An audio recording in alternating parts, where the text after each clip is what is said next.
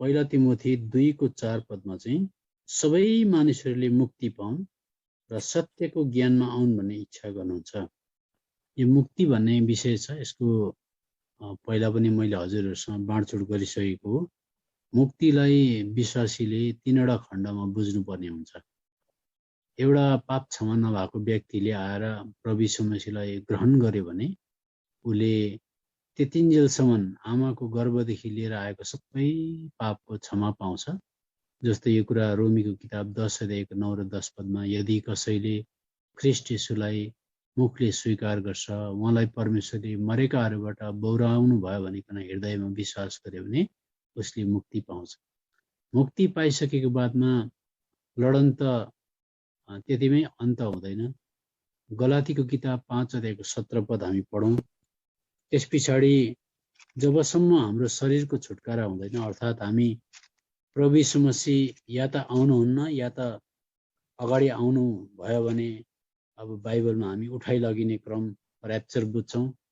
अर्थात् जबसम्म हाम्रो मृत्यु हुँदैन, दुईटा कुरा, या त प्रभु यीशु मसीह आइहाल्नु भयो भनेदेखि त्यति घडी हामीहरूको शरीरको पनि छुटकारा हुन्छ अनि त्यति घडी हामी प्रभुसँग जान्छौँ, या त हामी प्रभुको आगमन हुनुभन्दा अगाडि हामीहरूको मृत्यु हुन्छ।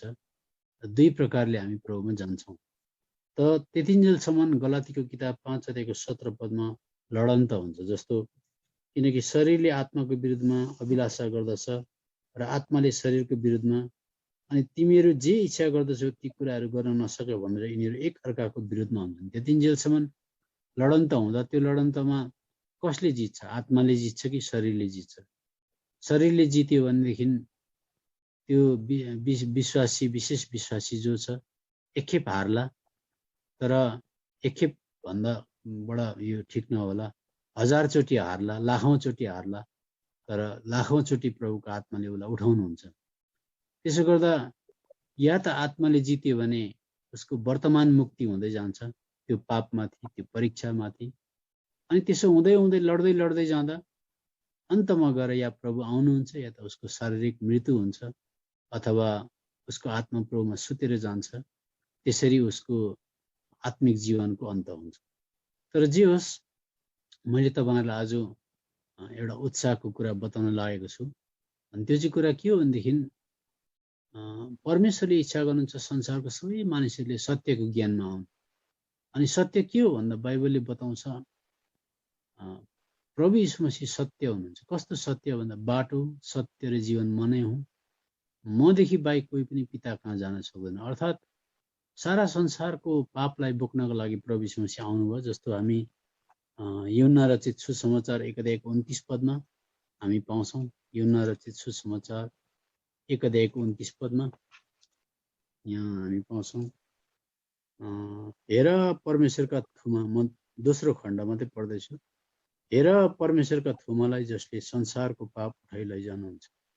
त संसारको पाप उठाइ लैजाने भनेर जस कसैले प्रभु यीशु मसीहलाई चिन्न चाहन्छ भने उठाइ लैजानु हुने रहेछ भनेर जब उसले सुन्छ, उसले धर्मको प्रचार सुनेको हुँदैन। यसो त बाइबलले भन्छ, कहीँ पनि बाइबलमा धर्मको प्रचार गरिएको हामी पाउँदैनौँ।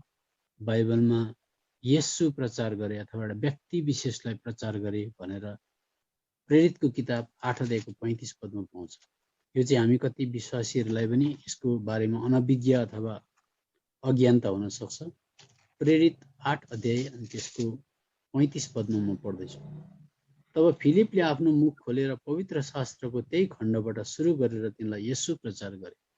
जहीँ कहीँ पनि संसारमा येशू प्रचार गर्नु भनेको एउटा व्यक्ति जसले संसारको पाप उठाइ लैजान सक्नुहुन्छ, जसले आकाश र पृथ्वीलाई सृष्टि गर्नुभयो, जसले मान्छेलाई माटोबाट बनाउनु भयो, अनि जुन मान्छेले पाप गरे त्यो मान्छेको लागि आएर क्रुसमा आएर उहाँले प्रायश्चित बन्दिनु भयो, अनि मान्छेको धार्मिकताको लागि उहाँ बौरी उठ्नु भयो, त्योभन्दा अगाडि उहाँले रगत बगाउनु भयो, अनि जस कसैलाई उहाँले क्षमा दिने अधिकार छ, शक्ति छ सारा संसारभरि भनेर केवल येशू मसीहमा केन्द्रित भएर येशू मसीहको व्यक्तित्वको बारेमा, सामर्थ्यको बारेमा उहाँ को हुनुहुन्छ भन्ने कुरा प्रचार गरिन्छ। यसर्थ बाइबलले कहिले धर्म प्रचार गर्दैन। सुरुमा मैले पनि बुझिनँ कतिवटा कुरा। अनि यो सम्पूर्ण बाइबलले चाहिँ येशू प्रभुको बारेमा बताउँछ। जस्तो यूहन्ना रचित सुसमाचार 5 अध्यायको 39 अथवा 39 पद पढ्दाखेरि यहाँ बाइबलले बताउँछ। यूहन्ना रचित सुसमाचार 5 अध्यायको 39 अथवा 39, पवित्र शास्त्रहरूमा खोजी गर, किनकि तिनैमा तिमीहरूका निम्ति अनन्त जीवन छ भने तिमीहरू सोच्दछौ, अनि मेरो विषयमा गवाई दिने तिनै हुन्। अर्थात् पवित्र शास्त्र भन्नाले 66 वटा बाइबलको किताब छ। यो किताबमा प्रभु यीशु मसीहलाई जिक्र गरिएको छ, उहाँको बारेमा बताइएको छ। सम्पूर्ण पशु प्राणीको बलिदानले प्रभु यीशु मसीहलाई सङ्केत गर्छ। अनि सम्पूर्ण पुरानो नियमको मन्दिरले प्रभु यीशु मसीहको शरीरलाई सङ्केत गर्छ, हाम्रो शरीरलाई सङ्केत गर्छ। अनि अन्तमा गएर प्रभु यीशु मसीह कसरी सारा मानव जातिको पाप उठाइ लैजानको लागि क्रुसमा जानुभयो, मर्नुभयो, गाडिनुभयो, बौरी उठ्नुभयो, त्यो कुरालाई प्रचार गर्छ। अनि जस कसैले यो कुरालाई स्वीकार गर्छ, एउटा पापी मान्छे, त्यो मान्छेले मुक्ति पाउँछ भनेर बाइबलले बताउँछ। यसर्थ प्रभु यीशु मसीहलाई चिन्नको लागि, प्रभु यीशु मसीहलाई दर्शाउनको लागि बाइबलले अङ्कित गर्छ अथवा इन्डिकेट गर्छ, देखाउँछ। अनि त्यो व्यक्ति प्रभु यीशु मसीह कहाँ जान्छ। अनि प्रभु यीशु मसीहमा जाँदा प्रभु यीशु मसीहले भन्नुहुन्छ, तिमीले सत्यलाई जान्नेछौ अनि सत्यले तिमीलाई स्वतन्त्र गराउनेछ। आउनुहोस् त यहाँनिर यूहन्ना रचित सुसमाचार 8 अध्यायको 32 पदमा प्रभुले भन्नुभयो, तिमीले सत्यलाई जान्नेछौ अनि सत्यले तिमीलाई स्वतन्त्र गराउनेछ। यसर्थ प्रभुले वचन दिनुभएको छ बाइबल। अनि यो बाइबलको वचन सत्य हो भनेर फेरि बाइबलमा हामी पाउँछौँ। यो कुरा हामी यूहन्ना रचित सुसमाचार 17 अध्यायको यूहन्ना रचित सुसमाचार 17 अध्यायको 17 पद पढ्दाखेरि यहाँनिर एउटा कुरा पाउँछौँ। म विस्तारमा बताउने छु। यूहन्ना रचित सुसमाचार 17 अध्यायको 17 पदले भन्छ, तपाईको सत्यद्वारा तिनीहरूलाई पवित्र पार्नुहोस्। तपाईको वचन सत्य हो। परमेश्वरको वचन बाइबल सत्य। यो सत्य वचनले प्रभु यीशु मसीहलाई अङ्कित गर्छ, एउटा व्यक्तिलाई दर्शाउँछ, व्यक्तिको बारेमा बताउँछ। अनि त्यो व्यक्तिले चाहिँ धर्म प्रचार अथवा धर्मको बारेमा नबुझेर व्यक्तिको बारेमा बुझ्छ। प्रभु यीशु मसीह जसले 6 दिनभित्र आकाश पृथ्वी बनाउनु भयो, मानव जातिको पापको मोचनको लागि, प्रायश्चितको लागि मान्छे भएर आउनुभयो। अनि 33.5 वर्षको उमेरमा क्रुसमा गएर सारा संसारको लागि प्रायश्चित गर्नुभयो, मारिनुभयो, हाम्रो पापलाई, संसारको मान्छेको पापलाई बोकेर मर्नुभयो, दण्डलाई भोग्नुभयो, अनि बाटो स्वर्ग जाने बाटो मान्छे जातिको लागि बनाउनु भयो। त्यसो गर्दा बाइबलले प्रभु यीशु मसीहलाई अङ्कित गर्छ, देखाउँछ। अनि बाइबल परमेश्वरको वचन सत्य हो। सत्यले प्रभु यीशु मसीहलाई अङ्कित गरेपछि त्यो व्यक्ति, पापी व्यक्ति कुदेर प्रभुकोमा जान्छ अनि भन्छ, प्रभु म त पापी रहेछु, मलाई क्षमा गरिदिनुहोस्। मलाई तपाईँले स्वर्ग लानको लागि यो संसारमा आएर मेरो पापको निम्ति सबै कुरा तपाईँले दुःख उठाउनु भयो, मलाई क्षमा गरिदिनुहोस् भन्ने बित्तिकै पवित्र शास्त्र बाइबलको पहिला यूहन्नाको किताब 1 अध्यायको 7 पदले भन्छ, यीशु ख्रीष्टको रगतले सबै पापदेखि धुन्छ। धोइसकेपछि बाइबलले यो पनि बताउँछ कि उसको नाम जीवनको पुस्तकमा लेखिन्छ। अनि त्यसो गरिसकेपछि त्यो व्यक्ति विशेषले प्रभु यीशु मसीहलाई विश्वास गर्दा उसले मुक्ति पाउँछ। अनि मुक्ति पाउनको निम्ति जब प्रभु यीशु मसीहको वचन उसले सुन्दै गरेको हुन्छ, त्यति घडी परमेश्वरको पवित्र आत्माले उसको हृदयभित्र काम गर्नुहुन्छ। अरे यो त ठिकै हो, म त आमाको पेटदेखि पापी हो, अनि जहाँनेरि पापको दण्ड छ भने माफी पनि छ, जहाँनेरि परमेश्वरले मान्छे जातिलाई व्यवस्था कानुन तोक्न सक्नुहुन्छ भनेदेखि कानुनको के भन्छ उल्लङ्घन गर्दाखेरि दण्ड पनि छ, अनि दण्ड दिन सक्नेले माफी पनि दिन सक्नुहुन्छ। त परमेश्वरले दण्ड तोक्नुभन्दा अगाडि मलाई माफी दिन चाहेको रहेछ, म यो माफीलाई लिन्छु भने त्यति घडी उसको हृदयभित्र एउटा कुरा गुज्रेर जान्छ। त्यो त्यति बेला त्यो आत्माले, पवित्र आत्माले काम गरेको हुन्छ। अनि वचनले प्रभु यीशु मसीहकोमा पठाउँछ। प्रभु यीशु मसीहको वचन सुन्दा सुन्दै आत्माले काम गर्छ र त्यो मान्छेलाई स्वतन्त्र तुल्याउँछ भनेर दोस्रो कोरिन्थी 3 अध्यायको 17 पदमा हामी पाउँछौँ। यसर्थ तीनटा कुराले एकदमै कार्यकारी प्रकारले अथवा इफेक्टिभ प्रकारले काम गरिरहेको हामी देख्छौँ। दोस्रो कोरिन्थी 3 अध्याय अनि त्यसको 17 पदमा यहाँनिर हामी पाउँछौँ।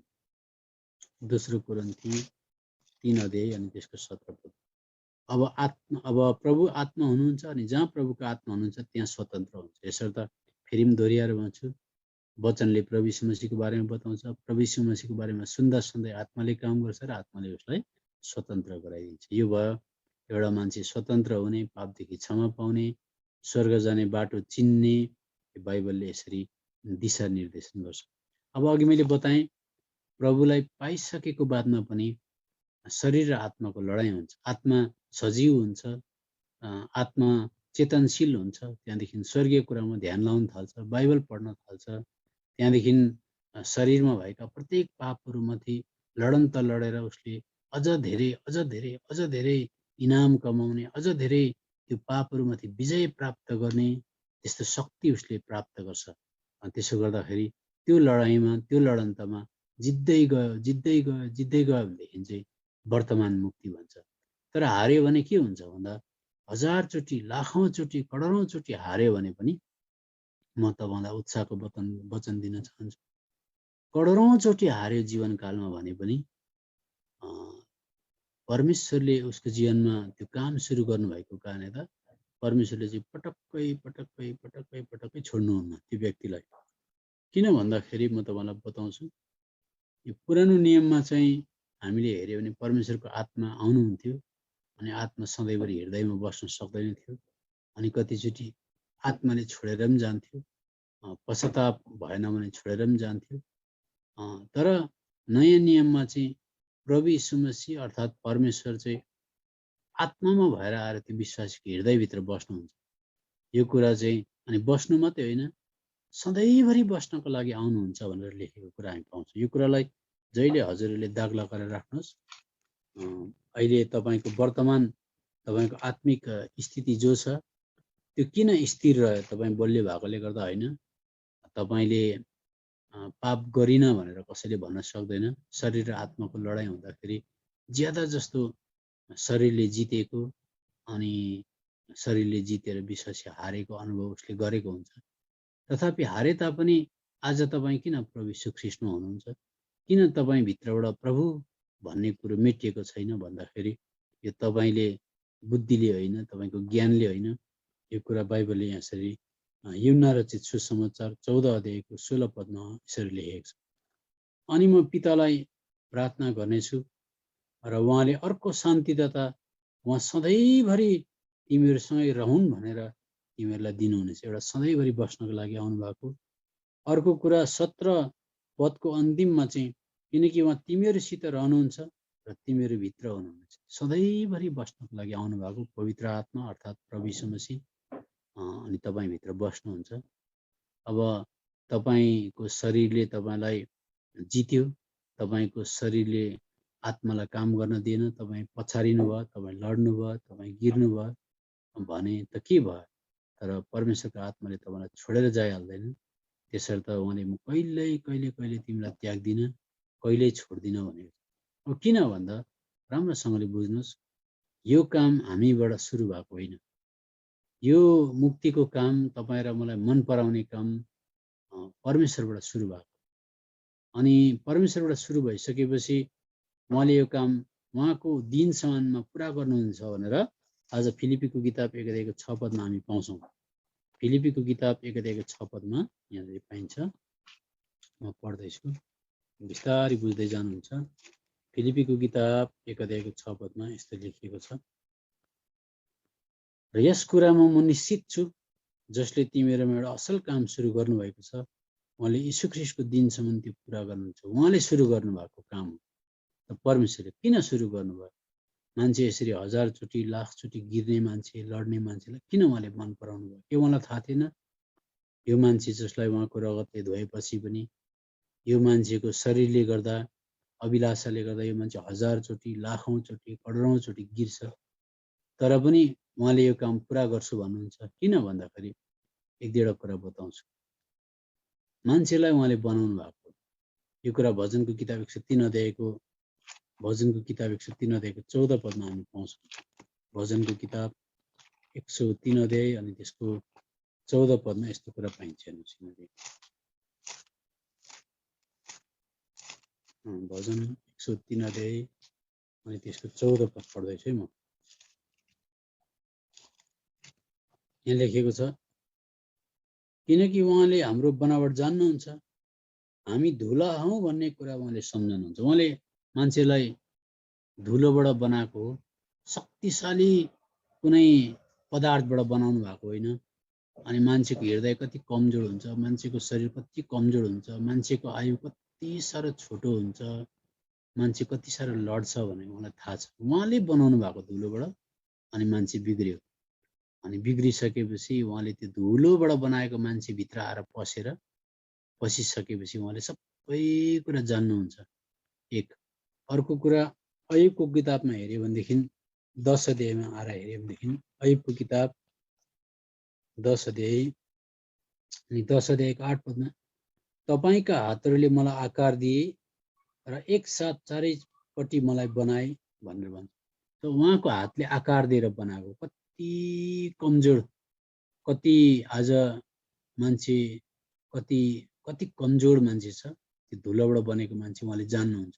तरै पनि यस्तो धुलोबाट बनेको मान्छे पापले गर्दा शत्रु भए तापनि, बैरी भए तापनि उहाँले यस्तै धुलोबाट बनेको मान्छेलाई मन पराउनु भयो।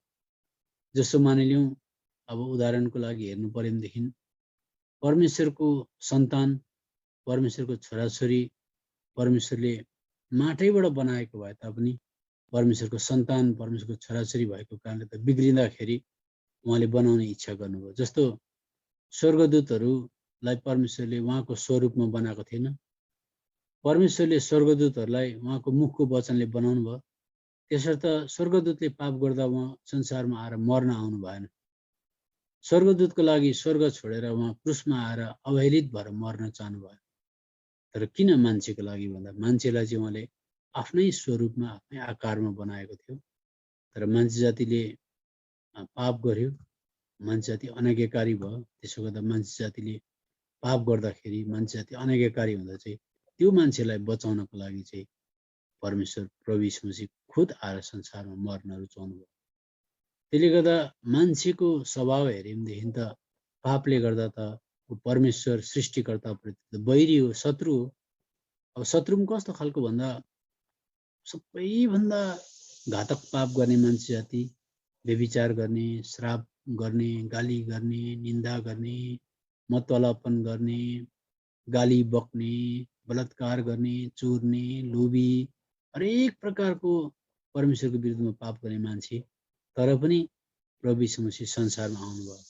किन आउनुभयो भन्दाखेरि बाइबलले भन्छ पापी छँदै उहाँले मन पराउनु भयो भन्छ। तपाईँ र मलाई पापी छँदै भन्नु मतलब यो हाम्रोबाट सुरु भएको होइन काम। यो याद गर्नुहोस्, रोमीको किताब 5 अध्यायमा आउनुहोस्। यहाँनिर मैले अघि तपाईँलाई भने, म तपाईँलाई उत्साहको वचन पनि भन्छु। रोमीको किताब 5 अध्यायको 9 पद हेऱ्यो भने, यसकारण अब उहाँको रगतद्वारा धर्मी ठहरिएका हुनाले झन् बढ्ता गरी हामी उहाँद्वारा क्रोधबाट बचाइनेछौँ। अब माथि 8 पदमा हेऱ्यो भनेदेखि संसारमा असलभन्दा असल मान्छेको लागि, त्यो मान्छेलाई बचाउँदा समाजको उपकार हुन्छ, कसैको गाउँको भलाइ हुन्छ, देशको भलाइ हुन्छ भनेदेखि सायद एउटा असल मान्छेको लागि त्यसलाई कसैले मार्न आँट्यो भने कोही मान्छे अगाडि सरेर होइन उसलाई मर्न दिनु हुँदैन, उसको सट्टामा म गोली थाप्छु, म मर्छु भनेर कोही अगाडि सर्ला। तर संसारमा डाकु, चोर, हत्यारा, बलात्कार, ढटवारी, हरेक प्रकारको पापले व्याप्त भएको डरलाग्दो मान्छे छ भने त्यो मान्छेलाई बचाएर के फाइदा हुन्छ? त्यो मान्छेलाई त समाजबाट बहिष्कृत गर्नुपर्ने, मार्नुपर्ने, फ्याँक्नुपर्ने हुन्छ, मान्छेको स्तर अनुसार, मान्छेको ह्युमन मेजरमेन्ट अनुसार, स्केल अनुसार। तर बाइबलले भन्छ 8 पदमा, तर परमेश्वरको हामीतर्फ आफ्नो प्रेम यसैमा प्रकट गर्नुहुन्छ, हामी पापी हुँदा हुँदै ख्रिस्ट हाम्रो निम्ति मर्नुभयो। पापी हुँदै उहाँले मन पराउनु भयो। यो पापी हो, यो माटोबाट बनेको, यो कमजोर भयो, तर मेरो सन्तान हो, मेरो मान्छे हो, मैले आफ्नो स्वरूपमा बनाएको, म उसलाई माया गर्छु। त्यसले गर्दा परमेश्वरले बिना शर्त त्यो पापी अवस्थामै मन पराउनु भयो तपाईँ र मलाई। अनि मन पराएपछि चाहिँ पापी हुँदै उहाँले तिम्रो लागि त म यति साह्रो प्रेम गर्छु, तिमीलाई बचाउनको लागि म मर्छु, म गाडिन्छु, तिम्रो पाप बोकेर, तिम्रो अभियोग बोकेर म मरिदिन्छु, म गाडिन्छु अनि म पौडी उठ्छु ताकि तिमीलाई आफ्नो बनाउनको लागि, तिमीलाई अँगाल्नको लागि भनेर भन्छ। यसर्थ पापी हुँदाखेरि त मैले मन पराएँ भने मैले मेरो रगतले धोएर आफ्नो बनाएपछि त झन् कति बढ्ता गरी म तिमीलाई बचाउँछु भनेर 10 पदमा लेखेको पाइन्छ। किनकि शत्रु हुँदाखेरि उहाँको पुत्रको मृत्युद्वारा परमेश्वरसित हाम्रो मिलाप भयो भने मिलाप भएपछि त झन् बढ्ता गरी उहाँको जीवनद्वारा हामी बचाइनेछौँ। त्यसले गर्दा तपाईँलाई उत्साह होस्, प्रेरणा होस् भनेर म भन्दैछु। किन परमेश्वरले तपाईँको जीवनमा काम सुरु गर्नुभयो। परमेश्वरले तपाईँको कमजोरता दुर्बलता जान्नुहुन्छ। यसर्थ उहाँ संसारमा चाहिँ डराउँछ होला, आतिश खान्छ होला, परमेश्वर भएर स्वर्गमा बसेँ भने उसको दुःख म बुझ्न सक्दिनँ, मान्छे भएर जानुपर्छ, यसर्थ मान्छे भएर मात्रै आउनु भएन। म मान्छे मात्र होइन, तिमीले मलाई दाजु भन्न सक, जेठा दाजु भन्न सक, प्रभु मात्रै नभनेर साथी पनि भन्न सक। किन भन्दा म तिम्रो दुःखलाई बुझ्छु। हिब्रूको किताबमा आउनुहोस् त्यहाँनिर, हिब्रूको किताब 5 अध्यायमा, हिब्रूको किताब 5 अध्याय अनि त्यसको 2 पद पढ्दैछु। उनले अज्ञानीहरू र बाटो बिराउनेहरूमाथि दया माया राख्न सक्छन्, किनकि उनी आफै पनि दुर्बलताले घेरिएका हुन्छन्। मान्छेलाई चाहिँ कहाँसम्मको कमजोरता हुन्छ, कति हजारचोटि मान्छे लड्छ, गिर्छ भनेर मलाई थाहा छ। त्यसो गर्दा अज्ञानी, कमजोर, धुलोबाटै बनेको मान्छे, अङ्ग्रेजीमा भन्छ नि फ्रेजाइल, टुटिजाने, फुटिजाने, लडिजाने मान्छे हो। तर त्यो टुटिजाने, फुटिजाने, लडिजाने माटोको मान्छेभित्र चाहिँ परमेश्वर पस्नुहुन्छ। परमेश्वर पसेर चाहिँ त्यहाँभित्र काम गरेर त्यो मान्छेलाई आफ्नो बनाएर पूर्ण रीतिले प्रभु यीशु मसीह जस्तो बनाएर लाने उहाँको विचार हो। हेर्नुहोस्, अब तपाईँलाई लाग्छ म त पूर्ण रीतिले प्रभु यीशु मसीह जस्तो बनाउने विचार गरेको छ, तर म सकिनँ भनेर भन्नुहुन्छ। यसर्थ उहाँले चाहिँ हिब्रूको किताब 2 अध्यायको 17 र 18 पदमा चाहिँ दुःख बुझ्ने नजिकैको हुन चाहेको। कसरी? यसकारण मानिसहरूका पापहरूका प्रायश्चित गर्नलाई परमेश्वरसँग सम्बन्ध राख्ने कुराहरूमा दयालु र विश्वासयोग्य महापुजारी हुनका निम्ति उहाँ सबै कुराहरूमा आफ्ना भाइहरू समान हुनु परेको थियो। तिमीहरूको दुःख, तिमीहरूको कमजोरता कस्तो छ? म मान्छेकै सन्तान लिएर आएर शरीरमा भएर आएर यो संसारमा दुःख उठाउँछु। अर्को कुरा, तिमी भित्र पसेर तिम्रो सबै कमजोरतालाई म बोकेर हिँड्छु भनेर तपाईँभित्र म बस्नुभयो। अनि 18 पद, किनकि परीक्षित भई उहाँ आफैले दुःख भोग्नु भएको कारणले गर्दा परीक्षामा परेकालाई सहायता गर्न उहाँ योग्य हुनु। परीक्षा परेको पनि थाहा हुन्छ। अनि परीक्षा परेको बेलामा उकासिनको निम्ति प्रार्थना गर्नु भने उकास्न पनि सक्नुहुन्छ। तर धेरैचोटि मैले भने लाखचोटि करोडचोटि मान्छे लड्छ। अनि त्यो किन लडेको, त्यो चाहिँ अब आउनेवाला दिनहरूमा म बताउँछु। तर लड्दा पनि किन नछोडेको, त्यो चाहिँ अचम्मको कुरो छ। हजारचोटि लाखचोटि लड्दाखेरि पनि किन चाहिँ उहाँले नछोडेको, त्यो चाहिँ अचम्मको कुरो छ।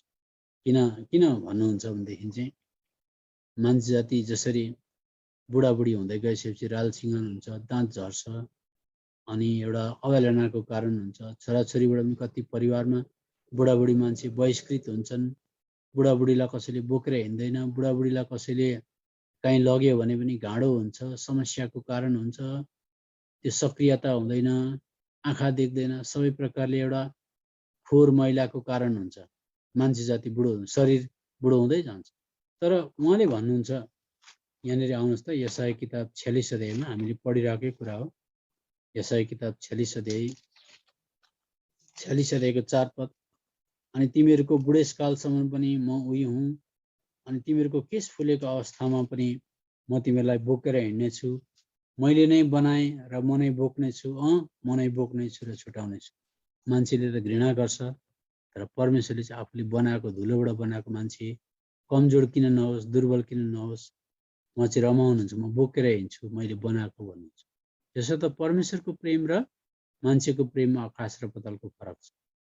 परमेश्वरको कुरा कतिचोटि नबुझ्दाखेरि पनि, सत्यलाई नजान्दा पनि विश्वासी पनि कतिचोटि लन्डिन्छ अथवा धोकामा पर्छ, शैतानले ठगिदिन्छ। त बहुतचोटि भयो चुकेको, गिरेको, अब तँलाई परमेश्वरले उठाउनुहुन्न, अब यहाँसम्म त पाप गर्दैछस्, त्यसले गर्दा कसरी तँलाई प्रभुले माया गर्नुहुन्छ भनेर भन्छ।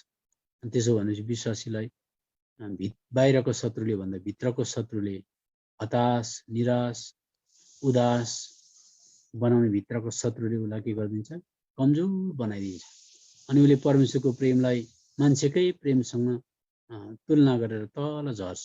तर याद गर्नुहोस्, तपाईलाई मन पराउने प्रभु चाहिँ बाइबलले भन्छ धर्मीहरूको साथी होइन, पापीहरूको साथी भन्छ। मत्तीको किताब 11 अध्यायको 19 पद।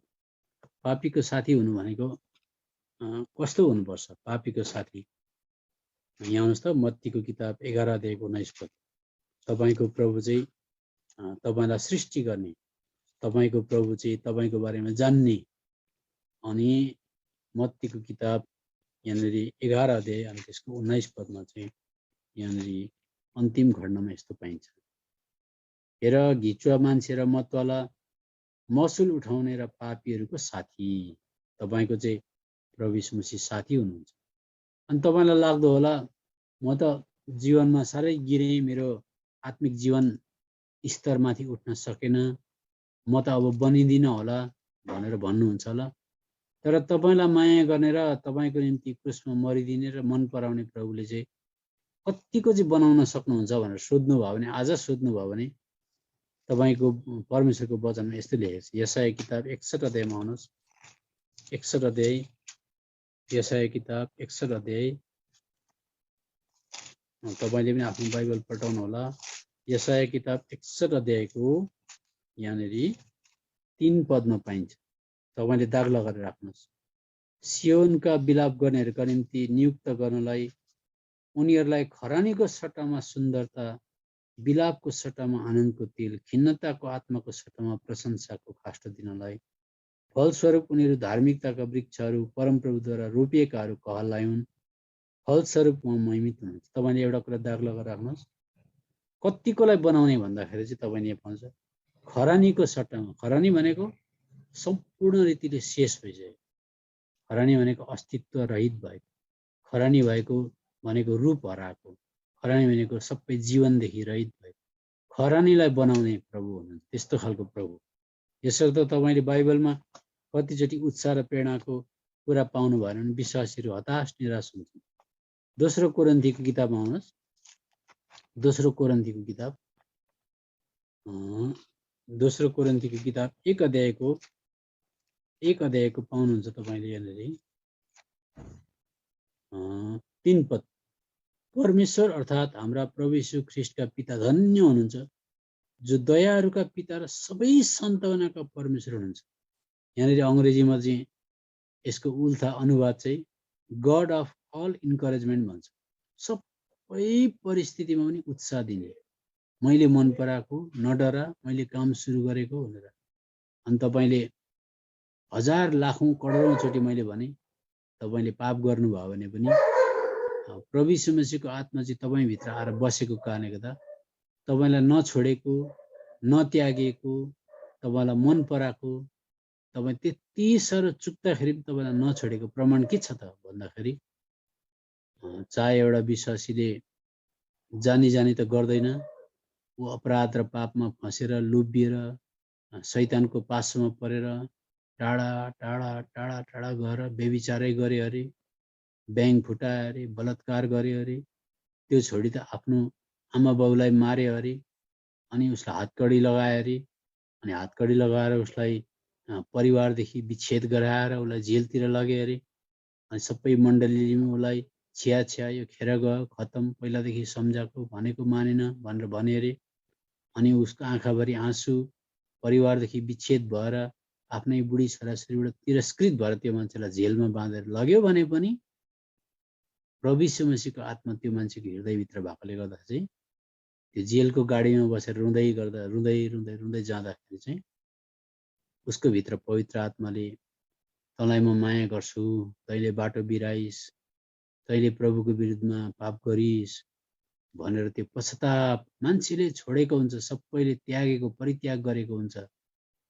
आज सायद पुलिसको डन्ठा अनि थुकै थुक अवहेलना उसमाथि वर्षे तापनि भित्र पवित्र आत्माले छोडेको हुँदैन। उसलाई त्यो पश्चाताप जगाइदिनुहुन्छ, सम्झना गराइदिनुहुन्छ। अनि प्रभु मैले पाप गरेँ, प्रभु मैले पाप गरेँ भन्दै भन्दै मान्छे जेलभित्र जाला। अनि जेलभित्र गएर रुँदै गरेर त्यो दण्डले गर्दा ऊ मर्नु पर्यो भने पनि मरुन्जेलसम्म पनि पश्चाताप जगाउने, माफ दिने आत्माले छोडेको हुँदैन। त्यसले गर्दा कहिले चाहिँ प्रभुले छोड्नुहुन्छ भन्दा प्रभुले चाहिँ कहिले छोड्नुहुन्न। तर व्यक्ति विशेषले यसरी पाप गर्दा गर्दा गर्दा गर्दा चाहिँ पश्चाताप गरेन, अनि पश्चाताप गरेर जागो रहेन, अनि मैले यसो गर्नु हुँदैन भनेर चेतनशील भएन, अनि त्यो प्रभु यीशु मसीहको पश्चाताप गराउने, कायल गराउने, हो उठाउने आत्मालाई ख्याल गरेन भनेदेखि चाहिँ कतिचोटि चाहिँ मान्छे डाँडा काट्दै डाँडा काट्दै डाँडा काट्दै डाँडा काट्दै जाँदा विवेक मर्ने डर हुन्छ। अनि तरै पनि याद गर्नुहोस्, संसारमा सच्चो प्रकारले उद्धार मुक्ति पाएको मान्छेले चाहिँ 1000चोटि, लाखौँचोटि, करोडौँचोटि गिरे तापनि परमेश्वरको आत्माले छोडेको हुँदैन। तर कसलाई चाहिँ छोड्छ भन्दा, जब परमेश्वरको पश्चाताप गराउने आत्मा, त्यो दया माया राख्न सक्ने आत्मा, उसलाई बोकेर हिँड्ने आत्मा, उमाथि प्रेम देखाउन सक्ने आत्मा, उसलाई मन पराउने आत्मालाई उसले ज्यादै अवहेलना गर्न थाल्छ, जानी जानी। त्यसले गर्दा याद गर्नुहोस्, जहिले पनि पाप गर्दाखेरि, पाप गरिसकेपछि तपाईँलाई तुरन्त पश्चाताप गराइहाल्छ पवित्र आत्माले। अनि तपाईँले प्रभु मैले पाप गरेँ भन्ने बित्तिकै, माफ माग्ने बित्तिकै तुरन्तै तपाईँलाई माफ दिइहालेको हुन्छ। त्यसले तपाईँले यति साह्रो ज्यादा माया गर्नुहुन्छ।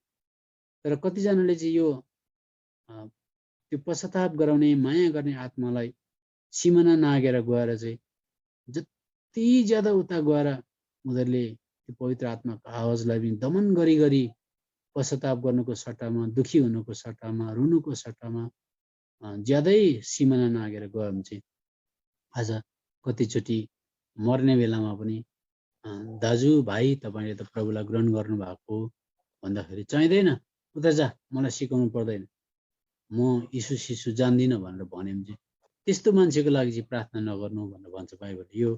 यो कुरा तपाईँलाई थाहा होस्। यहाँ आउनुहोस् त, यो पहिला युहन्नाको किताब 5 अध्यायमा। त्यसो त म तपाईँलाई के बताउन चाहँदैछु भनेदेखि चाहिँ एकदम यहाँनिर अङ्ग्रेजीमा अटरमस्ट भन्छ। अटरमस्ट भनेको चाहिँ पल्लो छेउ पुगेको मान्छे, अब त्यहाँभन्दा आशै छैन उसको। त्यस्तोलाई पनि प्रभुले फर्काएर ल्याउन सक्नुहुन्छ। अब यहाँनिर पहिला युहन्नाको किताब 5 अध्यायको 16 पद पढ्यो भने, यदि कसैले आफ्नो भाइलाई मृत्युसम्म नपुर्याउने पाप गरेको देख्यो भने उसले मागोस् भनेको चाहिँ मृत्युसम्म भनेको चाहिँ पवित्र आत्माले छोड्नुहुन्न, पश्चाताप जगाइ बस्नुहुन्छ। त्यति बेला पनि त्यो हातमा हातकडी लगाएर पुलिसले बाँधेर उसलाई जेल लाँदै गर्दा सबैले बहिष्कृत गर्दाखेरि आँखामा तुरुक्कै आँसु छ, अनि बोल्न पनि सकेन, भन्न पनि सकेन, अनि निराश भएर हताश भएर उसले प्रभु मैले पाप गरेँ भन्छ भनेदेखि चाहिँ त्यो पापले उसलाई मृत्युसम्म पुर्याउन सक्दैन, किनभने त्यो पश्चाताप गराउने आत्माले छोडेकै हुँदैन भित्र। त्यसो गर्दा भाइलाई मृत्युसम्म नपुर्याउने पाप गरेको देख्यो भने उसले मागोस्, उसको लागि प्रार्थना गरिदिनु भन्छ। र उहाँले उसलाई ती मृत्युसम्म नपुर्याउने पाप गर्नेहरूका निम्ति पनि जीवन दिनुहुनेछ, निम्ति जीवन दिनु। मृत्युसम्म पुर्याउने पाप हुन्छ, यसका निम्ति प्रार्थना गरोस् भन्ने भन्दैन। भन्नु मतलब उसले पाप गर्दा गर्दा गर्दा गर्दा गर्दा परमेश्वरको पवित्र आत्माले सम्झाउँदा पश्चाताप गर्न मानेन, थुपार्दै गयो, अझै परमेश्वरले केही पनि गर्नु हुँदैन रहेछ भने अझ ज्यादा गर्दै गयो भनेदेखि चाहिँ त्यसले मृत्युसम्म पुर्याउने पाप भनेर भन्छ। त्यसो त बाइबलमा यति परमेश्वरले किन मान्छे जातिलाई त्यसरी थामेर राखेको, एउटा पापी मान्छेलाई किन त्यति साह्रो गरेको भन्दा, यहाँ भजनको किताबमा हामी पाउँछौँ यो कुरा। भजनको किताब 130 अध्याय। तपाईँले त्यो मान्छे को हो? त्यो मान्छे जसलाई त्यति साह्रो थामेर राखेको भन्दा त्यो मान्छे तपाईँ नै हो। भजनको किताब 130 अध्यायको 3 पद। हे या तपाईँले अधर्महरूको लेखा लिनुभयो भने त हे प्रभु को खडा रहन सक्ला? तपाईँ कसरी खडा हुनुभयो? तपाईँ कसरी आज यो वचन सुन्नुहुँदैछ? के तपाईँले राम्रो राम्रो काम गरेर प्रभुले तपाईँलाई थामेर राखेको हो? होइन। तपाईँले प्रभुलाई पाएर पनि तपाईँले यति असङ्ख्य पाप गर्नु भएको छ ताकि तर पनि तपाईँलाई सम्हालेर राखेको छ। किन भन्दा तपाईँभित्र त्यो पवित्र आत्माले पश्चाताप जगाउनुहुन्छ। पश्चाताप जगाउँदा तपाईँले दुखी हुनुहुन्छ, प्रभु मैले पाप गरेँ, गर्न इच्छा थिएन तर म फसेँ भन्नुहुन्छ। तत्काल हिब्रूको किताब 8 अध्यायको 12 पद अनुसार तपाईँको पापलाई तपाईँले परमेश्वरले क्षमा गरेर मानौ तपाईँले पापै गरेको छैन जस्तो गरेर उभ्याइदिइहाल्नुहुन्छ। फेरि त्यसले गर्दा त्यो फाउन्डेसन, त्यो चाहिँ जग जुन चाहिँ परमेश्वरले राखेको छ त्यो चाहिँ परिवर्तन हुँदैन। त्यो जग चाहिँ तपाईँ चाहिँ प्रभु यीशु मसीह भित्र हुनुहुन्छ। यो कुरा बुझ्नुहोस्। तपाईँ प्रभु यीशु मसीह भित्र भनेको चाहिँ मान्छे जाति आकाशमा जान चाह्यो भने कति फिट उफ्रेला? आकाशमा जान्छु भनेर उफ्रियो भने मान्छे चाहिँ कतिसम्म कमजोर हो? मान्छेले म आकाशमा जान्छु भन्यो भने मान्छे जाति 6 फिट 7 फिट उफ्रेला, त्यहाँभन्दा त मान्छे जाति झरिहाल्छ। तर मान्छे जाति म आकाशमा जान्छु, बादलमा जान्छु भनेर कुनै उड्ने आज यस्तो यन्त्रमाथि चढ्यो, कुनै उड्ने यस्तो खालको हवाईजहाजभित्र चढ्यो भने त्यो मान्छेको शक्तिले होइन, हवाईजहाजले उसलाई उडाएर माथि लान्छ। त्यसले गर्दा तपाईँमा योग्यता भएर तपाईँ र म राम्रो भएर होइन, तपाईँ र म चाहिँ पापी हुँदै प्रभुले मन पराउनु भयो। अनि बाइबलले भन्छ तपाईँ र मलाई चाहिँ प्रभु यीशु मसीह भित्र राखेको छ। अनि हाम्रो बुद्धि, क्षमता, ज्ञान, बुद्धिमत्ता, चालाकी, बाइबल नलेज, प्रार्थनाले हामी थामिएको होइन, उहाँले थामेको हामीलाई। त्यसो गर्दा कलसीको किताब 2 अध्यायको 10 पदमा चाहिँ कसैले त्यहाँ हजुरहरूले सुन्नु हुँदैछ भने कसैले कलसीको किताब 2 अध्यायको 10 पद पढ्नु होला।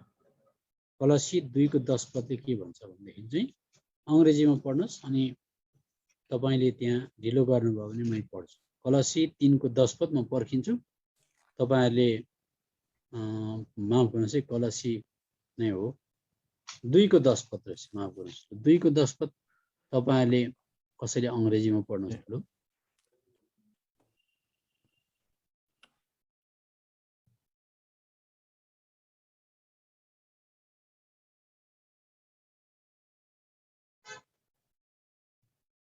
तपाईँहरूले ढिलो गर्नुभयो, माफ गर्नुहोस्, मै पढ्दैछु।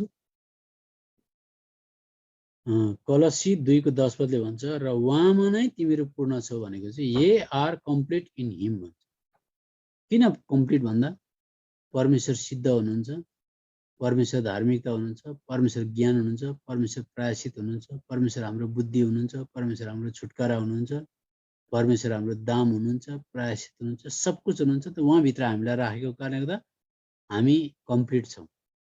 अब कम्प्लिट भन्नाले के हो भन्दाखेरि चाहिँ 1000 लाखौँ चोटि हार्यो भने पनि प्रभुको आत्माले तपाईँलाई मलाई पस्तापी बनाएर फेरि उभ्याइहाल्छ। अनि त्यो हारमा चाहिँ के हुन्छ भन्दा जुन मात्रासम्म बनाउन चाहेको थियो बनाउन सक्नुहुन्न, तर त्यो जग चाहिँ मेटिँदैन, त्यो जग पश्चातापद्वारा। त्यसो त म तपाईँलाई परमेश्वरले चाहिँ मान्छे जातिको जीवनबाट के इच्छा गर्नुहुन्छ भन्दा अब यो एउटा अझै कुरा बताउँछु म। मत्तीको किताब 18 अध्यायमा आउनुहोस्। अनि आज तपाईँ र म थामिएको कारण, तपाईँ र म प्रभु यीशु मसीहमा अडिएको कारण चाहिँ हामीलाई थाहा छ नि, तिमीहरूले मलाई चुनेनौ, मैले तिमीलाई चुने भन्नुहुन्छ। अनि मत्ती 18 अध्यायको 22 पदमा चाहिँ मान्छे जाति, धुलोबाट बनेको मान्छे जातिले अर्को मान्छे जातिलाई कति माफ गर्नु भन्दा बाइबलले भन्छ यहाँनिर मत्तीको किताब 18 अध्यायको 22 पदमा हेर्नुहोस् यो कुरा। यसुले उनलाई भन्नुभयो, म तिमीलाई 7 पल्टसम्म भन्दिनँ, तर 70 गुणा 7 पल्टसम्म। एक दिनमा आएर एउटा भाइले अर्को भाइसँग पाप गर्यो भने, उसको विरुद्धमा पाप गर्यो भने तपाईँ र म भित्र उहाँको आत्मा भएको कारणले गर्दा 7 गुणा 70 पल्टसम्म दिनमा माफ गर्नु भनेपछि जुन परमेश्वरले यो हुकुम हामीलाई दिनुहुन्छ, उहाँ आफैले हामीलाई कति धेरै माफ गर्नुहुन्छ र हामी अडिएका छौँ। किन भन्दा मैले अघि तपाईँलाई बताएँ, उहाँले हामीलाई मन पराएको कारणले गर्दा, पापी छँदै उहाँले मन पराउनु भयो, उहाँले बनाएको कारणले गर्दा, उहाँले धुलोबाट बनाएको कारणले हामीहरूको बनावट जान्नुहुन्छ। त्यसो त सबैभन्दा ज्यादा तपाईँले उत्साह र प्रेरणा कहाँ पाउनुहुन्छ भने कोरिन्थीको किताबमा आउनुहोस्। पहिला कोरिन्थीको किताब हेर्नुहोस्, सबैभन्दा बाइबलमा गैर एकदमै तल झरेको 1000 चोटि सम्झाउनु पर्ने मण्डली कोरिन्थीको मण्डली। कोरिन्थीको मण्डलीमा यति भयङ्कर डरलाग्दो पापहरू थियो, तरै पनि परमेश्वरलाई भन्छ उहाँ सबै सान्त्वना अथवा उत्साहका परमेश्वर, प्रेरणाको परमेश्वर, सबै अवस्थामा भएकोलाई उहाँले उठाउन सक्नुहुन्छ, त्यस्तो परमेश्वर। त्यसले गर्दा उहाँ पिछा छोड्नुहुन्न। उहाँले त्यो आफ्नो भनेपछि त्यति साह्रो मरिमेट्नुहुन्छ। अन्त हामी पाउँछौँ यशाया 42 अध्यायको 3 पदतिर होला, उहाँले भाँचिएको निगालोलाई पनि जोड्ने कोसिस नै गर्नुहुन्छ, निम्न लागेको बत्तीलाई पनि मान्छेले तिरस्कार गर्ला, तर उहाँले तेल थपेर बाल्नै कोसिस गर्नुहुन्छ र तपाईँहरूमा आज यहाँ छ। पहिला कोरिन्थीको किताब 1 अध्यायको 8 पदमा मैले भने कोरिन्थीको मण्डली सबैभन्दा कमजोर, सबैभन्दा बाइबलको इतिहासमा हेऱ्यो भने कोरिन्थीको मण्डली सबैभन्दा तल्लो निम्न स्तरमा झरेको त्यस्तो पाप थियो। तर पनि पहिला कोरिन्थी 1:8 के लेख्छ, जसले हाम्रा प्रभु यीशु ख्रीष्टको दिनमा तिमीहरू निर्दोष हो भनेर तिमीहरूलाई अन्तसम्म स्थिर पार्नुहुनेछ भने त्यस्तो खालको उहाँले स्थिर पार्नुहुन्छ। उहाँ चाहिँ सिद्ध हुनुहुन्छ, उहाँ चाहिँ बलियो हुनुहुन्छ। उहाँले माफ गरेको कारण हामी अडिएको, उहाँले हामीलाई पश्चातापको हृदय दिनुभएको छ, उहाँले हामीलाई सम्झना गराइबस्नुहुन्छ, उहाँले हामीलाई अन्तिम लेख्दा संसारमा उहाँ चाहिँ पापीको साथी भनेको कारण त्यो हो। अनि विश्वासीले मन पराएर कहिले पाप गरेको हुँदैन। ज्यादा जस्तो विश्वासीले मन पराएर पाप गरेको हुँदैन। ज्यादा जस्तो विश्वासी शरीरले खिचेर अभिलाषाले खिचेर पाप गर्छ। तर पाप गर्ने बित्तिकै उसलाई बहुत घातक चोट पर्छ, मैले पाप गरेँ भनेर। अनि त्यो चोट पर्नु, त्यो निराश हुनु, त्यो पश्चाताप जाग्नु, त्यो दुखित हुनु, त्यो सबै पवित्र आत्माको काम हो। अनि त्यस्तो पाप त विश्वासीले लाखौँ करोडौँ चोटि गरेको हुन्छ। तर पनि उहाँले किन तपाईँलाई उभ्याउनुहुन्छ भन्दा उहाँले यो बताउन चाहेको म तिमीलाई प्रेम गर्छु भने। अनि अघि मैले भने जुन हद तक बनाउन चाहेको हुन्छ, जुन कदसम्म बनाउन चाहेको हुन्छ त्यो बनाउन सक्नुहुन्न। तर फाउन्डेसन त्यही बसिरहेकै हुन्छ, अथवा प्रभु यीशु मसीहले तपाईँलाई छोड्नुहुन्न। यो कुरा पहिला कोरिन्थी 3:11 लेख्छ। अनि त्यो पश्चाताप गराउने आत्माले चाहिँ मृत्युसम्म पनि छोड्दैन, त्यति साह्रो भयङ्कर हुन्छ। अनि त्यो पश्चातापले चाहिँ मान्छेलाई अन्तसम्म पनि पश्चातापी बनाएर उहाँले लानु नै हुन्छ एक है। अब यो पश्चाताप भन्ने कुरालाई म अलिकति म बताउन चाहन्छु। तर जब त्यो राज्यमा पुग्छ बौरी उठाइ हुन्छ। मानिलिउँ नमुनाको लागि एउटा क्लास 3 छ अरे, श्रेणी 3 श्रेणीमा विद्यार्थीहरू पढ्छन् अरे। अनि 3 श्रेणीमा अथवा क्लास 3 मा विद्यार्थीहरू पढ्छन्। कोही साह्रै कमजोर, कोही एकदमै उच्च कोटिको श्रेष्ठ, कोही ठिकैको। यस्तो छ भने मानिलिउँ 30 जनामा 30 जना पास भयो भने अब के भयो, चौथो श्रेणीमा सबैजना पुगे। फर्स्ट डिभिजन आउने पनि पुग्यो, सेकेन्ड आउने पनि पुग्यो, अन्तिममा दुःखले पास हुने पनि पुग्यो। तर कुरो के हुन्छ भन्दा विश्वासीहरूको पुनरुत्थान पनि त्यस्तै हुन्छ। अनि जब पहिला कोरिन्थीको किताब 15 अध्यायमा आउँदाखेरि यति हो, त्यो देशमा गएर पछुतो चाहिँ के हुन्छ भनेदेखि चाहिँ मैले पुरापुरी सघाउनु पर्थ्यो। मैले दिलो ज्यान दिएर प्राथमिक आत्मिक कुरालाई दिएर मैले प्रभु यीशु मसीहको दिएको अनुग्रहद्वारा, बहुमूल्य रगतद्वारा, पवित्र शास्त्रद्वारा, सङ्गतिद्वारा मैले पापसँग एकदमै रुथलेसली अथवा दया माया नगरिकन लड्नु पर्थ्यो। तर म हारेँ, तर पनि परमेश्वरको पवित्र आत्माले मलाई यसरी पश्चातापी बनाएर कमसेकम मेरो घर अथवा आत्मिक घर त जलेर गयो, तर म भित्र पसेँ भन्ने कुरा चाहिँ तपाईँ र मैले गर्व गरोस् हाम्रो बलबुताले भनेर होइन, उहाँले त उहाँको नाम चाहिँ माथि होस् भनेर हामी बाइबलमा लेखेको पाउँछौँ, एफिसीको पत्री 2 अध्यायतिर पनि। अनि जब त्यो जग्गामा विश्वासी पुग्छ है, त्यहाँनिर पहिला कोरिन्थी 15 अध्यायको 41 पदमा कुरा चाहिँ के हुन्छ भने, घामको तेज एक किसिमको हुन्छ, जुनको तेज अर्कै र ताराहरूको तेज अर्कै किसिमको हुन्छ। किनकि तेजमा एउटा तारा अर्को तारा भन्दा भिन्नै हुन्छ। मरेकाहरूको बौरी उठाइ पनि यस्तै प्रकारको हुन्छ। क्लास 4 मा सबैजना पुग्यो, तर फर्स्ट डिभिजन आउनेको चेहरा हेर्नुहोस्, दुःखले झुन्डेर पुग्नेको चेहरा हेर्नुहोस्, ठिकै प्रकारले पुग्नेको चेहरा हेर्नुहोस्। अथवा चेहरा मात्र नभएर उसको प्रशंसा, उसको तारिफ, उसले पाउनुपर्ने उपहारहरू हेर्नुहोस्। त्यस्तै प्रकारले परमेश्वरले चाहिँ सबैलाई फर्स्ट बनाउन चाहेको, सबैलाई चाहिँ 1 नम्बरमा उतार्न चाहेको। तर तपाईँ र मैले कहाँसम्म सहयोग गर्छौँ त्यति मात्रै हामी चम्किन्छौँ त्यो देशमा गएर। तर याद गर्नुहोस्, फेरि म बताएर भन्छु, परमेश्वरको प्रभु यीशु मसीहको पवित्र आत्मा चाहिँ सधैँभरि बास गर्नको लागि आउनुभएको, बनाउनको लागि आउनुभएको। उहाँले हामीलाई उहाँको दिनसम्ममा बनाएर छाड्नुहुन्छ। तर कति बनाउनुहुन्छ भन्ने कुरा चाहिँ हामीले कतिसम्म उहाँलाई सहयोग देखाउँछौँ त्यतिसम्म उहाँले बनाउनुहुन्छ। अब म तपाईँलाई बताउँछु, यो पवित्र आत्माले चाहिँ पश्चाताप जगाउनुहुन्छ। मान्छे जातिको इतिहासमा कुनै पनि मान्छे बलियो छैन। बाइबलको इतिहास हेऱ्यो भने कोही पनि मान्छे बलियो छैन।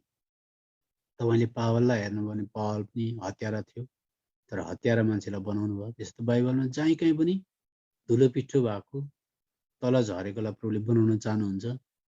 पावल हत्यारा थियो, अब्राहमको जीवन कमजोर थियो, याकुबको जीवन कमजोर थियो, पत्रसको जीवन कमजोर थियो, तर प्रभुले बनाएर छाड्नुभयो। किन भन्दा त्यो पवित्र आत्माले पश्चाताप जगाउँथ्यो अनि त्यो पश्चाताप अनुसार उनीहरू पश्चाताप गर्न चाहन्थे, माथि उक्लिन चाहन्थे।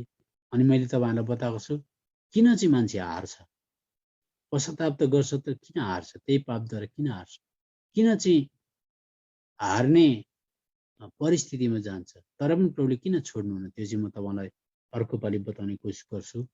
अनि किन हारेको यसमा पनि परमेश्वरको योजना छ है। तर जे होस् परमेश्वरले पश्चाताप गराउने त्यो पवित्र आत्मालाई भित्र राख्नुहुन्छ। जस्तो पश्चाताप भन्ने कुरा चाहिँ कति साह्रो मुख्य हो भन्दा दोस्रो इतिहासको किताब 33 अध्यायमा आउनुहोस्। पश्चाताप भन्ने कुरा चाहिँ दोस्रो इतिहास 33 अध्यायमा छोटकरीमा सकिहाल्छु। अनि तपाईँलाई यो बताउँदै म तपाईँलाई बताउँछु यो दोस्रो इतिहास 33 अध्यायमा पल्टाउनु भन्दा अगाडि हात त्यहाँ राखेर उत्पत्तिको किताब 4 अध्यायमा आउनुहोस्। उत्पत्तिको किताब 4 अध्याय। पश्चाताप भन्ने कुरालाई चाहिँ परमेश्वरले मान्छेको बुद्धिमत्ता, क्षमता, चर्चमा उसको स्तर कस्तो हो, कति पढेको हो, कतिको प्रचार गर्छ यसमा चाहिँ निर्भर छैन। त्यो व्यक्तिभित्र पवित्र आत्मा बसेको कारणले त पश्चाताप जगाउनुहुन्छ। अब हेर्नुहोस् पश्चाताप भन्ने कुरालाई चाहिँ परमेश्वरले कति साह्रो ज्यादा मान्यता दिनुहुन्छ। उत्पत्ति 4 अध्यायमा कैनले हाबिललाई मार्यो भने चाहिँ हत्यारा हो। एकदम डरलाग्दो, आफ्नो भाइलाई मार्ने, हातभरि खुनै खुन होला, लुगाभरि खुनै खुन लागेको होला। तर त्यस्तो व्यक्ति, त्यो व्यक्ति राम्रो होइन। अनि 13 पद, कैनले परमप्रभुलाई भन्यो मेरो दण्ड मैले सहन सक्नुभन्दा ठुलो छ। हेर्नुहोस् आज तपाईँले मलाई यस पृथ्वीको सतहबाट निकाल्नु भएको छ अनि म तपाईँको उपस्थितिबाट लुकिएको हुनेछु अनि यस पृथ्वीमा म भगुवा र डुला हुनेछु। अनि यस्तो हुनेछ जस कसैले मलाई भेटाउँछ त्यसले मलाई मार्नेछ। दुखी भयो, मैले यस्तो पाप गरेँ जसले गर्दा तपाईँबाट मलाई यो खालको दण्ड आइलाग्यो। दुखी भयो, उसले आफ्नो दुखेसो परमेश्वरको अगाडि पुकार्यो एउटा हत्याराले। तर 4 अध्यायको 15 पदको अन्तिम हिस्सा पढ्नुभयो भने पुरै पढ्दिउँ। त परमप्रभुले त्यसलाई भन्नुभयो यसैले जस कसैले कैनलाई मार्ला त्यसलाई 7 गुणा बदला दिनेछ, जस कसैले कैनलाई भेटाउला त्यसले त्यसलाई नमारोस् भनी परमप्रभुले त्यसमाथि एउटा चिन्ह लगाउनु। एउटा हत्यारालाई पनि पश्चाताप गर्दा दुखी हुँदाखेरि प्रोटेक्सन अथवा संरक्षण सुरक्षण परमेश्वरले सुरक्षा के दिनुभयो त्यो त हत्यारालाई पनि नमारोस् भनेर परमेश्वरले प्रोटेक्सन दिनुभयो।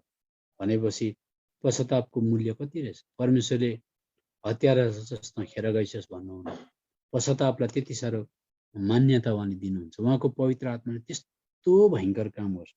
अनि जब विश्वासीले परमेश्वरको सहनशीलतालाई, पश्चातापलाई, प्रेमलाई बुझ्छ तब उसलाई पाप गर्न भनेपछि घृणा लागेर आउँछ। त्यो त अब लामो यसरी छोटकरीमा केही बुझिँदैन, लामो बाइबल अध्ययन चाहिन्छ र मात्रै बुझिन्छ। तर एनिवे केही छैन। दोस्रो इतिहासको किताब 33 अध्यायमा आउनुहोस्। यहाँनिर मनस्से राजाको बारेमा पाउनुहुन्छ। 33 अध्यायको 2 पदमा पढ्दैछु। तर जुन जातिहरूलाई परमप्रभुले इजरायलीहरूको सँगबाट धपाइदिनु भएको थियो ती जातिहरूकै घिनलाग्दा कामहरू अनुसार तिनले परमप्रभुको दृष्टिमा जे खराब थियो त्यही गरे। मनस्से त्यस्तो थियो। 3 पदमा यहाँनिर 20 खण्डदेखि पढ्नु पर्यो भने अनि तिनले बाल देवताहरूको निम्ति वेदीहरू खडा गरे, असेराका मूर्तिहरू बनाए, तिनले आकाशको सारा गणलाई दण्डवत गरे, तिनको पूजा गरे। त्यस्तो राजा, जुन राजाले जनसमूहलाई प्रतिनिधि गरेर डोर्याउनु पर्थ्यो, राजाको हालत यस्तो अगुवाको हेर्नुहोस्। 4 पद, अनि परमप्रभुको भवनमा तिनले वेदीहरू बनाए जसको विषयमा परमप्रभुले भन्नुभएको थियो यरुशलेममा मेरो नाम सदा सदा रहिरहनेछ। 5 पद, परमप्रभुको भवनका 2टा चोकहरूमा तिनले आकाशको सारा गणका निम्ति वेदीहरू बनाए। 6 पद, तिनले आफ्ना छोराछोरीलाई हिन्नोमको छोराको बेसीमा आगोमा होम गरे। तिनले शकुन हेर्थे, मन्त्रतन्त्र गर्थे, जादु गर्थे, भूतप्रेत खेलाउनेहरू र टुनामुना गर्नेहरूलाई चलाउँथे। तिनले परमप्रभुलाई रिस उठाउन, हेर्नुहोस् परमप्रभुलाई रिस उठोस् भनेर है जानी गरेको। तिनले परमप्रभुलाई रिस उठाउन उहाँको दृष्टिमा धेरै दुष्ट काम गरे। 7 पद, तिनले आफूले बनाएको त्यो मूर्ति, त्यो खोपेको मूर्ति परमेश्वरको त्यस भवनमा खडा गरे जुन भवनको विषयमा परमेश्वरले दाउद र उनका छोरा सुलेमानलाई भन्नुभएको थियो, इत्यादि इत्यादि। अनि 10 पद, तिनका मानिसहरूसँग बोल्नुभयो तर उनीहरूले मानेनन्। 12 पद, अनि जब तिनलाई कष्ट पर्यो तब तिनले परमप्रभु आफ्नो परमेश्वरसित बिन्ती गरे। यस्तो दुष्ट राजाले बिन्ती गरे र आफ्ना पिता पुर्खाका परमेश्वरको सामु आफूलाई साह्रै नम्र तुल्याए, अर्थात् हामी भन्नु पर्ने प्रस्ताव गरे उहाँलाई प्रार्थना गरे र उहाँले तिनको प्रार्थना ग्रहण गरेर तिनको बिन्ती सुन्नुभयो। तिनलाई यरुशलेममा तिनको राज्यमा फर्काएर ल्याउनु भयो। तब मनुष्यले परमप्रभु नै परमेश्वर हुनुहुन्छ भनी जाने। हेर्नुहोस् त, त्यस्तो दुष्ट मान्छेले पश्चाताप गर्दा नम्र हुँदा तत्काल माफ मागिहाल्ने परमेश्वर, माफ दिइहाल्ने परमेश्वर। त्यस्तो परमेश्वर चाहिँ पवित्र आत्माद्वारा गलाती 4 अध्यायको 6 पद अनुसार प्रभु यीशु मसीह स्वयं उहाँको आत्मा चाहिँ तपाईँ र म भित्र आएर बसेर मान्छे भएर आएर दुःख बुझ्ने परमेश्वर। अब पहिला राजाको किताब 21 अध्यायमा पढौँ। पहिला राजाको किताब 21 अध्यायमा त विश्वासीलाई परमेश्वरले त्यो दया, त्यो माया, त्यो प्रेम, त्यो सहनशीलता बोकेर हिँडेको कुरा देखाउनुहुन्छ। अनि देखाउँदा चाहिँ त्यो उहाँको त्यो असीम मायाले बाँधिएर मैले उहाँको विरुद्धमा पाप गर्नु हुँदैन रहेछ भनेर पापलाई जब घृणा गर्न थाल्छ तब एउटा मोड लिन्छ। तरै पनि याद गर्नुहोस्, त्यस्तो भयानक पाप गर्दा पनि त्यो पश्चाताप गराउने आत्मा, त्यसले गर्दा बाइबलले भन्छ उहाँले तिमीहरूको जीवनमा एउटा काम सुरु गर्नुभएको छ, उहाँले यीशु ख्रीष्टको दिनसम्म पुरा गर्नुहुनेछ भन्ने कुरा चाहिँ त्यस्तो हो। अनि तपाईँलाई थाहा होस्, जब तपाईँले प्रभु मैले पाप गरेँ भनेर भन्नुहुन्छ, त्यो तपाईँको बलले भनेको होइन, त्यो पवित्र आत्माले भनेको। त्यसो भन्दा तत्काल हिब्रूको किताब 8 अध्यायको 12 पद अनुसार तपाईँको पापलाई उहाँले धोएर शुद्ध बनाएर मानव फेरि कहिले पाप गरेको छैन जस्तो गरेर उभ्याउनुहुन्छ र तपाईँ र मेरो स्ट्यान्डिङ अथवा स्ट्याटस, तपाईँ र मेरो स्तर, तपाईँ र मेरो उभिएको कारण चाहिँ उहाँको कारणले गर्दा हो। त्यसको त बाइबलले भन्छ तिमीहरू अविश्वासयोग्य रह्यो भने पनि उहाँ चाहिँ विश्वासयोग्य हुनुहुन्छ। त्यसरी तपाईँ र मलाई उहाँले थामेको। अब पहिला राजाको किताब 21 अध्यायमा छोटकरीमा यहाँनिर हामी पढौँ। पहिला राजाको किताब 21 अध्यायको 25 पदमा पढ्दैछु। यहाँ हेर्नुहोस्, आहाब जस्तो अरू कोही भएन जसले परमप्रभुको दृष्टिमा दुष्ट काम गर्न आफैलाई बेचे, जसलाई उनकी पत्नी इजेबेलले सुर्याएकी थिइन्। यस्तो सबैभन्दा दुष्ट राजाको नाम फेरि आहाब आयो, जसले चाहिँ पाप गर्नलाई आफूलाई बेच्यो भन्दैछ। अनि यहाँनिर 27, यस्तो भयो जब आहाबले यी शब्दहरू सुने तब उनले आफ्ना लुगाहरू च्याते। उसलाई अब दण्डको आज्ञा भयो, लुगाहरू च्याते, आफ्नो शरीरमा भाङ्राको लुगा लगाए, उपवास बसेर भाङ्राको लुगामा सुतेर नम्र चालले हिँडे। 29 पद, आहाबले मेरो सामु आफूलाई नम्र तुल्याएको छ, तुल्याएको के तिमीहरूले देख्यौ? उसले मेरो सामु आफूलाई नम्र तुल्याएको हुनाले म उसको जीवनकालमा त्यो विपत्ति ल्याउने छैन। त्यति साह्रो त्यस्तो दुष्ट राजाले प्रभु मैले पाप गरेँ भन्दा त्यसरी प्रभुले त्यति बेलै त्यो दण्ड पर सारिदिइहाल्नु। त्यस्तो परमेश्वर। भजनको किताब 106 अध्यायमा आउनुहोस्। फेरि भजनको किताब 106 अध्यायमा हेर्नुहोस्, तपाईँ र मलाई प्रभुले मन पराउनु भएको हो। अनि उहाँको मायालाई जब हामी देख्छौँ, उहाँको प्रेमलाई जब हामी देख्छौँ, तब हामीहरूकोमा एउटा अर्कै मोड आउनुपर्छ। त्यो पनि भोलि पर्सि म बताउँछु। भजनको किताब 106 अध्यायको म पढ्दैछु 41 देखि। हेर्नुहोस्, पुरानो नियममा पनि इजरायली जातिलाई परमेश्वर यसो गर्नुभयो, उहाँले उनीहरूलाई अन्य जातिको हातमा सुम्पिनु भयो। अब ज्यादै पाप गरेपछि पश्चाताप जागोस्, दुखी होस्, रोस कराओस् भनेर कतिचोटि ताडना पनि दिनुहुन्छ, छोड्नुहुन्न। हेर्नुहोस्, यहाँनिर उहाँले उनीहरूलाई अन्य जातिको हातमा सुम्पनु भयो। अनि उनीहरूलाई घृणा गर्नेहरूले उनीहरूमाथि शासन गरे। 42, उनीहरूका शत्रुहरूले उनीहरूलाई थिचोमिचो गरे, तिनीहरूका हातमा नै उनीहरू बसमा राखे। 43, धेरैचोटि उहाँले उनीहरूलाई छुटकारा दिनुभयो, तर उनीहरूले आफ्नै युक्तिले गर्दा उहाँलाई क्रोधित तुल्याए, आफ्नै अधर्मले गर्दा उनीहरू तल झारिए। 44, तरै पनि जब उहाँले उनीहरूको चिच्याट सुन्नुभयो तब उहाँले उनीहरूको सङ्कष्टमाथि ध्यान दिनुभयो। 45, उहाँले उनीहरूका निम्ति आफ्नो बाचा सम्झनुभयो र आफ्नो असङ्ख्य करुणा अनुसार दयाले भयो, फेरि दयाले भयो। त्यस्तो परमेश्वर। त्यसले गर्दा मान्छे जाति झट्टै भस्म भइहाल्दैन। त्यसले गर्दा परमेश्वरले मान्छे जातिलाई मन पराउनु भएको। त्यसले गर्दा परमेश्वरले मान्छे जातिलाई बोकेर हिँड्न चाहनुहुन्छ। यो कुरो तपाईँलाई थाहा होस्। अनि मैले कोरिन्थीको किताबबाट पनि तपाईँलाई बताएँ, अनि उत्पत्तिको किताबबाट पनि मैले तपाईँलाई बताएँ। किनभने परमेश्वर चाहिँ बनाउनेवाला हुनुहुन्छ, उहाँले परित्याग गर्नुहुन्न, छोड्नुहुन्न। त्यो पवित्र आत्मालाई त्यसरी उहाँले एकदमै मान्छे जातिको हित पश्चाताप जन्मियोस् भनेर राख्नुभएको। त्यो त तपाईँ र मैले त्यो पवित्र आत्माको प्रेम, पवित्र आत्माको कायल बनाउने, सम्झना गराउने, सम्हाल्ने, आत्मालाई हामीले राम्रो प्रकारले बुझ्न चाह्यौँ भनेदेखि चाहिँ हामी अर्को पालि बुझ्नेछौँ किन उहाँले हामीलाई त्यसरी तल झर्न दिनुहुन्छ तर पनि किन सम्हाल्नुहुन्छ भन्ने कुरा म अर्को पालि तपाईँहरूलाई बताउनेछु। आज छुटकरीमा तपाईँहरूले यति याद गर्नुहोस्, उहाँलाई प्रभुले बनाउन चाहेको रहेछ, म नराम्रो भए तापनि उहाँले मलाई मन पराएको रहेछ। अब एउटा पद पढौँ यहाँनिर पहिला थेसलोनिको किताबमा।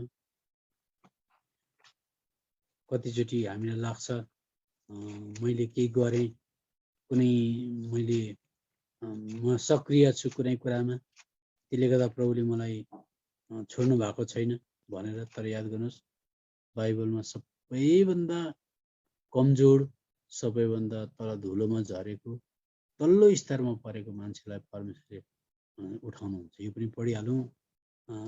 यो अहिले हामी नपढौँ, पहिला थेसलोनी किताब पनि पढौँ एउटा हो। पहिला थेसलोनी किताब 5 अध्यायको त्यति पढेर म बन्द पनि गर्छु तपाईँलाई उत्साह होस् भनेर। तर यो वचनले तपाईँलाई पाप गर्नको निम्ति सुर्याउने होइन। परमेश्वरको त्यो बाहुबल, त्यो अनन्त बाहुबल कस्तो महान छ। किन हामीलाई उहाँले मन पराउनु भएको, किन भन्दाखेरि उहाँले अब एउटा पद पढिहाल्नु, म तपाईँलाई उत्साहको लागि श्रेष्ठ गीतको किताबमा आउँछु। किन मन पराएको, किन त्यति साह्रो त्यो माटोबाट बनेको मान्छेको पछाडि मरिमेटेको परमेश्वरले भन्दा अघि मैले एक दुईवटा कुरा त बताएँ। तर श्रेष्ठ गीतको किताबमा आउँछ 1 अध्यायमा। 1 अध्यायमा यहाँनिर विश्वासीलाई घरि कस्तो लाग्छ भने घरि आत्मिक रीतिले माथि चढेको, अलिकति इम्प्रुभमेन्ट भएको जस्तो लाग्छ, घरि फेरि तल झरेको जस्तो लाग्छ। त्यसले गर्दा विश्वासीले भन्ने गर्छन् कतिचोटि म आत्मिक रीतिले योग्य छैन, कतिचोटि फेरि अलिकति ठिक भएको जस्तो पनि लाग्छ। त्यसले गर्दा यहाँनिर मेटाफोरिक भनेको साङ्केतिक भाषामा यहाँ लेखिएको छ 1 अध्यायको 5 पदमा, हे यरुशलेमका छोरीहरू, म काली त छु तर सुन्दरी छु।